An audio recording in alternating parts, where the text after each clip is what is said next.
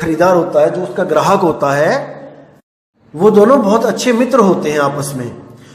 तो जो कस्टमर होता है वो उधारी लेता है दुकानदार से और हर महीने वो 1000 रुपए का उधार उससे लेता होता है और हर साल वो 12 महीने होने पर 12,000 रुपए उसको दे देता होता है। तो क्या होता है दोस्तों कि वो सामान उधारी लेता रहता है, 11 महीने तक लेता है।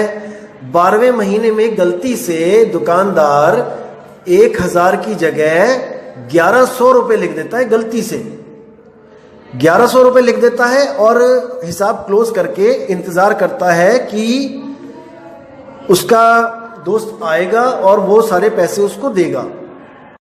और वैसी ही एक किताब कस्टमर जो उसका दोस्त है वो भी अपने घर में रखता है और जब भी वो उधार लेता था तो उस पे वो दुकानदार के साइन करवा लेता होता है। जैसे 1000 रुपए का उधार लिया तो 1000 रुपए दुकानदार भी अपनी कॉपी पे लिखता था हिसाब किताब में और जो कस्टमर था वो भी अपनी एक कॉपी लगा रखी थी, उस पे भी 1000 रुपए लिखवा के दुकानदार के साइन करवा लेता था। तो दोनों का हिसाब मैच करता होता था और दोनों संतुष्ट थे कि हाँ, जितना मैंने अपना सामान लिया है उतना ही मैं आपको वापस करता हूं। यानी कोई उसमें मतभेद नहीं होता था, कोई झगड़ा नहीं होता था कि तूने ज्यादा लिख लिया कि मैंने कम दी है। तो होता क्या है कि वो गलती से जो 1100 लिख लेता है उसी के अगले दिन उसकी मौत हो जाती है दुकानदार की। तो जब कस्टमर आता है दुकान पे हिसाब किताब करने तो उसका लड़का बैठा होता है दुकान पे। तो उसका लड़का जब उसका हिसाब किताब करता है तो 12,000 की जगह 12,100 रुपए का हिसाब निकलता है। तो कस्टमर कहता है कि नहीं भाई, ये गलत लगाया आपने हिसाब, 12,100 नहीं हो सकता, 12,000 ही हो सकता है, आपने जरूर कोई गलती करी है। तो वो कहता है कोई बात नहीं अंकल, आप अपनी वाली कॉपी ले आना जिस पे आप लिखते थे, तो हम मैच कर लेंगे। उसके पहले क्या होता है कि वो अपनी बीवी से भी कहता है कि इसका हिसाब देखो, कहीं मुझसे गलती तो नहीं हुई है कहीं। तो वो भी जब पूरा काउंट करती है तब 12,100 रुपये आता है। तो वो कहता है गलती तो नहीं निकली। फिर अपने लड़कों से कहता है कि तुम देखो, वो भी हिसाब करते हैं, 12,100 ही आता है, कोई प्रॉब्लम नहीं है, क्योंकि सबका हिसाब तो वही आएगा, कितनी बार भी गिन लो उसको, क्योंकि उनको गलती नहीं पता है कि गलती कहाँ पे हो रही है, वो केवल उस लिखी हुई का हिसाब लगा रहे हैं। अब जब वो दूसरा बंदा जो कस्टमर होता है वो अपनी कॉपी लेके आता है और उसमें वो दिखाता है कि देखो जहां जहां पे मैंने उधार लिया है आपके पिताजी से मैंने साइन करवाए हैं, जब वो दोनों मैच होते हैं तब उनको पता लगता है कि गलती कहां पे हुई है और वो उस गलती को सुधारते हैं और उनका हिसाब बिल्कुल डिट्टो सेम आ जाता है।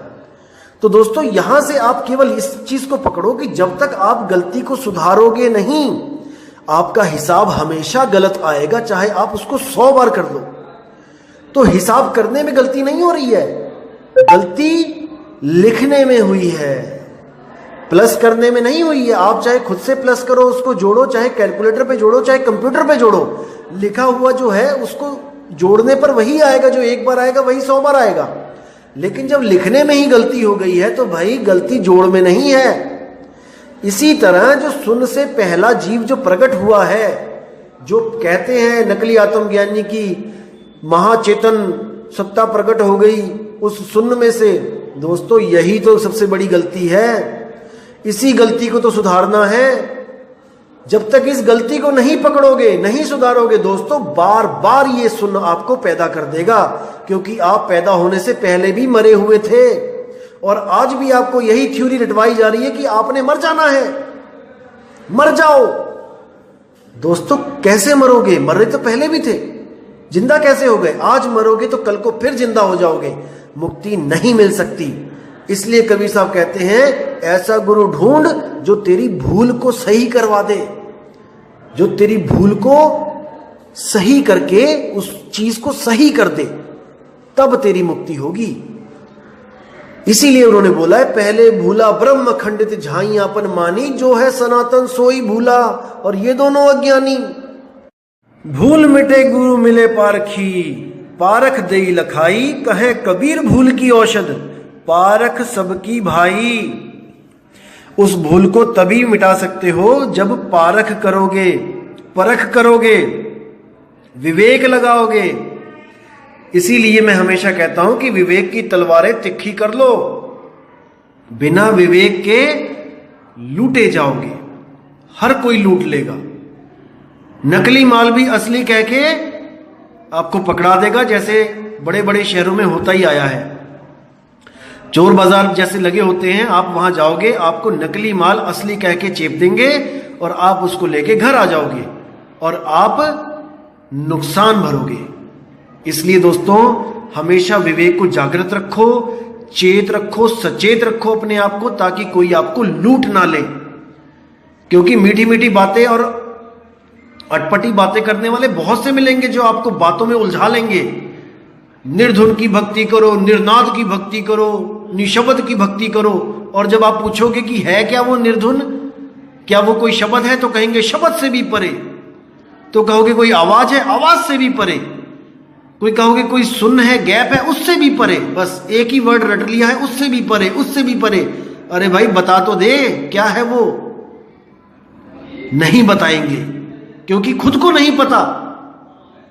निर्नाद निर्धुन की भक्ति करो, कैसे करोगे बताओ, भेद बताओ। अरे तुमसे ज्ञान लेने के बाद भी अगर हमें इंतजार करना पड़ेगा तो फिर इससे अच्छा तो हम आत्मदेव से ले लेते डायरेक्ट ज्ञान। आपसे लेने की क्या जरूरत पड़ी हमें, आत्मदेव खुद हमें ज्ञान दे देता। तो दोस्तों, भ्रमित नहीं होना है ऐसे लोगों के चक्कर में। है वो मेरा ही भाई, लेकिन अगर मेरा भाई आप लोग का नुकसान करेगा तो वो मेरा भाई नहीं है। मैं आपको सचेत करूंगा उससे, हालांकि मेरी उससे कोई दुश्मनी भी नहीं है, लेकिन मैं उससे बचाने की पूरी कोशिश करूंगा आपको, क्योंकि आप मेरे मालिक के हंस हो। मेरा किसी से कोई बैर नहीं है, मेरा कोई दोस्त नहीं है। कबीर खड़ा बाजार में चाहे सबकी खैर, और ना काहू से दोस्ती ना काहू से बैर। हम सत्य के पुजारी हैं भाई, हम सत्य की बात रखेंगे अपनी परख के द्वारा। अब ये आप देखो कि हम आपके लिए शुभ चिंतक हैं या हम आपके दुश्मन हैं, ये आपने देखना है। मैं अपने मुंह से नहीं बोलूंगा कि मैं शुभ चिंतक हूं कि मैं दुश्मन हूं। आप मेरी बातें सुनो और आपको लगता है कि आपका कल्याण हो सकता है तो आप अपना शुभ चिंतक मानो, और आपको लगता है कि अगर मैं आपका गलत करने जा रहा हूं, हितकारी नहीं हूं, तो आप मुझे मेरा दुश्मन मानो अपना, कोई दिक्कत नहीं है। लेकिन मेरा फर्ज है आपको सत्य और असत्य से अवगत कराना। आपका फर्ज है कि विवेक के द्वारा सत्य को पकड़ना, असत्य को त्यागना, तभी मुक्त हो सकते हो भाई, नहीं तो उलझाने वाले लाखों पड़े हैं यहां पे। अब एक बात और आती है, एक मेल और आई थी, मुझे पूछा किसी भाई ने कि आत्मा क्या जीवित और मृत दोनों इंसानों में है? जैसे कोई आदमी जिंदा है, बातें कर रहा है, तो उसमें भी आत्मा है, और कोई मर गया तो उसमें भी आत्मा है। जैसे इन अज्ञानियों ने, इन नकली आत्मज्ञानियों ने भ्रमित कर दिया लोगों को कि वो मुर्दे में भी है और वो जीवित में भी है। दोस्तों, अगर वो मुर्दे में भी है और वो जीवित में भी है तो वहां पे कोई भेद नहीं होना चाहिए था। लेकिन मुर्दा बोल नहीं सकता, पड़ा हुआ है, और जीवित बोल रहा है, खा रहा है, पी रहा है, हंस रहा है। दोनों में बच्चा भी बता सकता है कि क्या फर्क है। इन नकली आत्मज्ञानियों की बुद्धियों पे क्या पत्थर पड़ गए हैं मुझे तो समझ में नहीं आता। असल में ये लोग ब्रह्म को आत्मा समझ बैठे हैं। आपको मैं बता दूं दोस्तों कि ब्रह्म सर्वव्यापी है, ऐसी कोई जगह नहीं जहां पे ब्रह्म नहीं है, चाहे वो जीवित आदमी हो चाहे मृत हो। जिंदा आदमी में भी ब्रह्म है और मुर्दा आदमी में भी ब्रह्म है, क्योंकि ब्रह्म सर्वव्यापी है, आत्मा सर्वव्यापी नहीं है। ब्रह्म की तरह आत्मा सर्वव्यापी नहीं है, इसको गांठ बांध लो आप। आत्मा का भेद बताया जाता है, ब्रह्म तो हर जगह है, भेद बताने की भी जरूरत नहीं है, वो बिना जाने ही सब कुछ है। आप साकार को मान रहे हो तो वो साकार ब्रह्म है, आप निराकार को मान रहे हो वो निराकार ब्रह्म है। दोनों तरह के ब्रह्म है, सरगुण भी है, निर्गुण भी है। इसीलिए कबीर साहब ने कहा कि सरगुण निर्गुण द्वंद्व पसारा, और दोनों पड़ गए काल की धारा। ना साकार ना निराकार, परमात्मा ना साकार है ना निराकार है, आत्मा ना साकार है ना निराकार है। आत्मा दोनों से परे शब्द स्वरूप है। इसको समझो, इसको समझ लिया तो भ्रम से निकल आओगे कि परमात्मा साकार है या निराकार है। साकार और निराकार देह के लक्षण है भाई, विदेह के लक्षण नहीं है। इस बात को गहराई से समझ लो।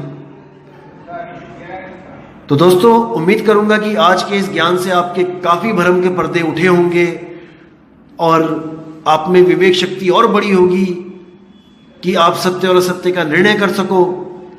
दोस्तों मैं बस यही चाहता हूं कि आप इतने विवेकी हो जाओ कि आपको कोई मूर्ख ना बना पाए। आजकल ट्रेंड चला हुआ है कि लोगों को मूर्ख बना के अपनी इज्जत करवाना, अपनी वाहवाही लूटना, चाहे आपको कैसे ही मूर्ख क्यों ना बनाया जाए, चाहे बातों से, साम दाम दंड भेद कुछ भी करके, आपको भ्रमित करके खुद महान बन जाना और सबको अपना गुलाम बना लेना। मानसिक गुलाम। दोस्तों मानसिक गुलाम शारीरिक गुलाम से भी ज्यादा खतरनाक होता है। जो लोग ये मानसिक गुलाम बनाते हैं लोगों को, ये बुद्धि को कैच कर लेते हैं, अपने इशारों पे चलाते हैं, आपकी विवेक की क्षमता खत्म कर देते हैं। लेकिन मैं कभी नहीं चाहता कि आपकी विवेक की क्षमता खत्म हो। दोस्तों आप विवेक जगाओ। मैं आपको कोई मानसिक गुलाम बनाने नहीं आया हूं यहां पे कि आप हर चीज मुझसे पूछो कि ये सही है कि गलत है। आप में भी वही शक्ति है दोस्तों जो मुझ में है। बस विवेक जगा लो अपना। एक दीपक बुझा हुआ जब तक ही बुझा हुआ होता है जब तक दूसरा दीपक आके उसको जला ना दे, और जैसे ही दूसरा दीपक जलाता है तो उस जले हुए दीपक में से कुछ कम नहीं होता और उतना ही ज्ञान सामने वाले में प्रकट भी हो जाता है। जैसे आप 100 रुपए में से किसी को 10 रुपए देते हो तो आपके पास वो 10 रुपए कम हो जाएंगे, 90 बचेंगे और सामने वाले के पास 10 हो जाएंगे। लेकिन ज्ञान रूपी जो दीपक है, उस दीपक में से कुछ घटता नहीं है। जितनी लौ पहले थी उतनी ही अब रहेगी और उसमें से उतनी ही लौ किसी और दीपक को दे दी जाएगी, वो भी उतना ही प्रकाशित हो जाएगा। तो दोस्तों मैं यही चाहता हूं कि आप भी इतने विवेकी हो जाओ कि ऐसे नकली आत्मज्ञानी आपको भ्रमित ना कर पाए ये फालतू की बातें करके, फिजूल की बातें करके। तो दोस्तों उम्मीद करूंगा कि आज बहुत ही ज्यादा विवेक आपका जागृत हुआ होगा और मालिक से दुआ करूंगा कि आप ऐसे ही विवेकी होते चले जाओ और आप सत्य पथ पे अग्रसर हो जाओ और मुक्ति की तरफ हमेशा कदम बढ़ाते चलो। तो इसी के साथ दोस्तों मैं विदा चाहूंगा और बहुत जल्दी नई ऑडियो के साथ आपके सामने आऊंगा और बहुत अच्छी वाणियां लेके आऊंगा संतों की, जिससे आपको परख हो जाएगा कि आप सही रास्ते पर हो या नहीं। इसी के साथ दोस्तों मुझे विदा दीजिए। जय गुरु बंदी छोड़ वैराग साहिब, जय गुरु बंदी छोड़ मदन साहिब, जय जय सतगुरु बंदी छोड़ सतगुरु सत्य कबीर साहिब की सदा ही जय हो। साहिब बंदगी सतनाम। भला हुआ